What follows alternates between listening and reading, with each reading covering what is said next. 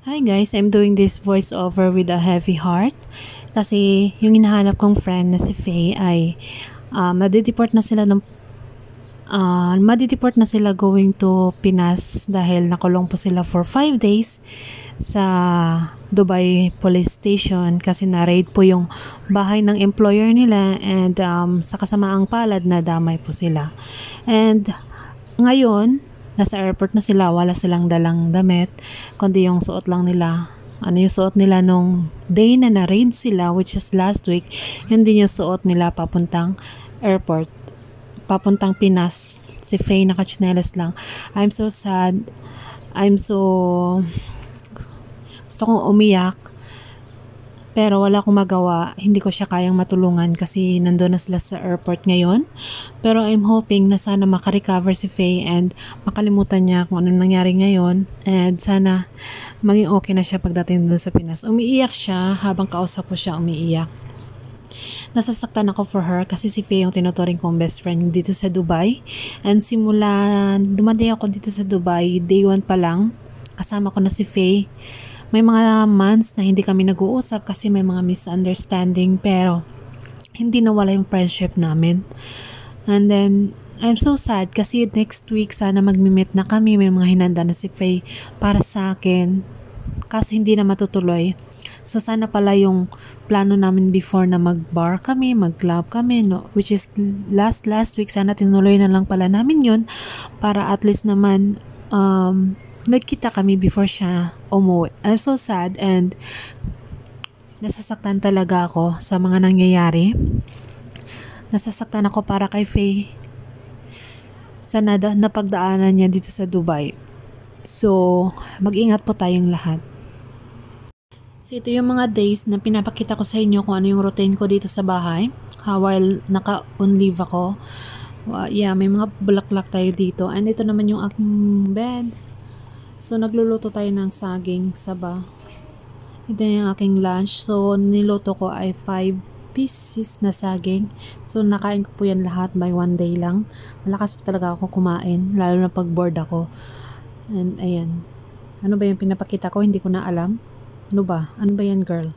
So, dahil tayo ay babae at nasa bahay lang, ang suot ko po ay short and then sleeveless. So may mga lalaki dito sa labas kaya naka-jacket po ako and isang lalaki isang babae, mag-couple po sila and nag-aaway silang dalawa, nagsasakitan, nagsisigawan. Well, I don't care about them kasi it's their personal life, 'di ba? So kung ano man yung mga nangyayari sa kapitbahay ko, hindi ako nakikialam. Ang inaano ko lang is pag naggagawa sila ng dumi. So ito, kauna nagsaging ang gigutom, ang jobless. So, hinog ni siya nga saging akong gipalit bali. Ang price ani niya is 5 dirham. So, bali na butas siya, parang 1 dirham each nito, diba? Medyo expensive siya, pero simula kasi nung nag-Dubai ako, first time ko lang kumain ng saging. Ayan, matamis naman. Pero bored na yan siya. Ito pala yung kasama ko dito sa aking room. Ayan, nakatalokbong ng komot. Well, sino siya? Siya lang naman yung aking tiger. Nakasama ko sa bed. Ano siya? Human size tiger. Second hand lang po yan. Ayan. Naiinis niya siya minsan pag nagpapatugtog ako ng sobrang lakas, mga M&M. Well guys, dahil bored nga tayo today, pagkagabi naisipan kong mag-change ng bed cover pero hindi ko napakita sa inyo. So ito, hindi ako maarte sa bed cover guys. Nag-change ako every week lang. Minsan 7 days or 7 days is 1 week. Mga 10 days ganon. Pero mostly is once a week. Bakit ko ba yan pinaplansya? Pinaplansya ko po yan kasi yung unan mismo lumalabas siya sa pillowcase. So, kaya ako pinaplansya kasi para ma-fold yung parang lock niya para hindi lumabas yung unan. Kasi naiinis ako minsan. Nakikita ko yung puting kulay ng unan. So, which is hindi siya maganda tingnan lalo na pag nag-arrange ka ng bed, diba? So, pinaplansya ko siya. Which is, hindi ko naman ito ginagawa lagi. First time ko lang din itong gawin. First time lang ako mag-plansya. Kasi nga wala tayong trabaho guys. Mga jobless tayo ngayon. Kaya marami tayong time na mag-inarte. O, diba, pinaplansya pa yung sa taas, pa-char-char lang po yan, para lang po parang lang po may i-vlog, ganon. Hindi naman po talaga ako ganyan.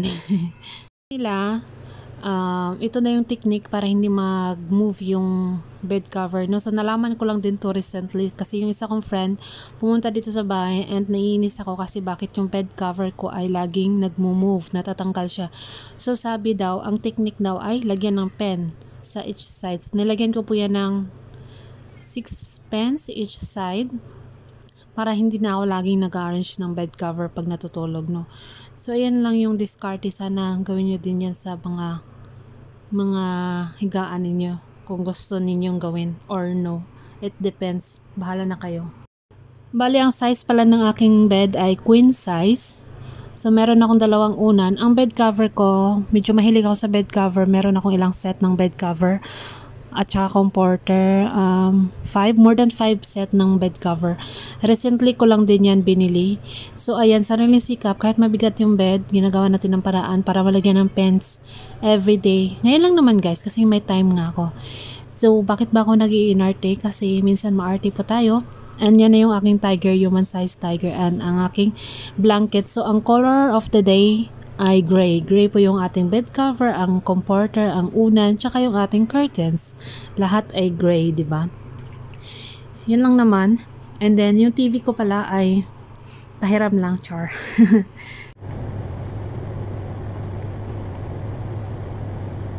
So, after natin magpalit ng bed cover, maghugas naman tayo ng mga pinagkainan. Meron pala akong mga pinagkainan tsaka pinainuman dito ng chai. Kasi in the morning, gumawa ako ng chai tsaka parata. So, ayan, maghugas tayo. At ito na lang yung natirang saging.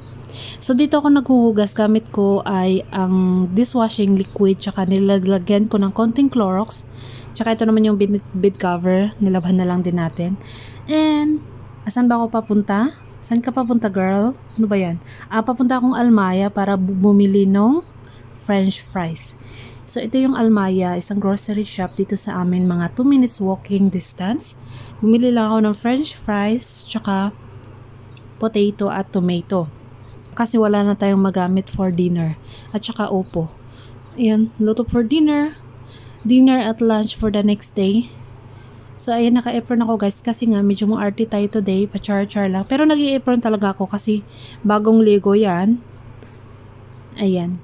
So, kung napapansin nyo, parang may sinasabi ako. Sinasabi ko po, Faye, saan ka na Faye? Saan ka na Faye? Kasi nung mga time na to is, alala na ako kung nasaan na ba si Faye, ano na bang nangyari sa kanya kasi ilang days nang hindi siya naka-online. So, pababa ako nito para magtapon ng basura. Medyo mabigat yan guys, pero mga basura ko yan. Medyo may pagka-strikta kasi ako sa basura. Gusto ko pag basura ko, ako lang dapat yung maglagay ng basura at ako din ang magtapon. O, diba? Medyo may pagka-attitude si girl. Kasi kung hindi ako mag-attitude, yung mga ibang kasama ko dito, wala din silang pakialam. So, minsan nagbubunga nga ako. Ano ba to? Kusina pa ba to? Hindi na to kusina. Garbage area na to. Garbage area. This is a garbage area. This is not a kitchen. So, ganon ako magbunga nga dito sa kusina kasi hindi kasi nakakaintindi ng dumi itong aking mga ka-roommate, ka-flatmate. Pero hindi naman sila nagre-respond sa akin, which pag naririnig nila akong nagbubunga, nagsasalita sa sarili ko, nililigpit naman nila yung kalat nila. So, yun guys, pabalik na ako doon sa aking room, sa second floor. Bali, gagamit tayo ng left para makapunta sa aking area. Ayun na, thank you for watching. Bye!